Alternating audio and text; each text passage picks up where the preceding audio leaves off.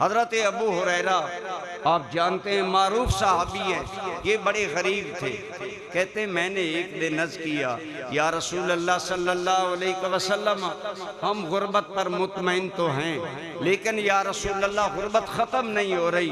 हजरत अबू हुरैरा बहुत गरीब लोगों में शामिल थे, असहाबे सुफ़ा में थे, जिनका पहले घर बार ही नहीं था और 2 टाइम का खाना भी मुयस्सर नहीं आता था।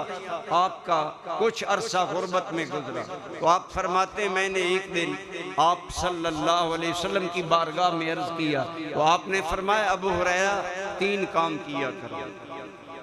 अब देखें उसके अंदर क्या रहनुमाई है। फरमाया 3 काम किया करो, अल्लाह ताला तुम्हें फ़ख्र की मुसीबत से अमान अता फरमाए। ऐ अबू हुरैरा, एक तो सोने से पहले वितर पढ़ा करो और दूसरी बात चाश की नमाज पढ़ा करो और तीसरे फरमाया ऐ अबू हुरैरा हर माह 3 रोजे रखे करो, 13, 14, 15 चांद की इन 3 तारीखों में 3 रोजे रखे करो, अल्लाह ताला तेरी ये मुश्किल हल फरमा देगा। हजरत अबू हुरैरा कहते हैं वो दिन जिस दिन हुजूर सल्लल्लाहु अलैहि वसल्लम ने मुझे फरमाया वो दिन गया, फिर दिन मेरी जिंदगी में कोई ऐसा नहीं कि मैंने इस काम को छोड़ा।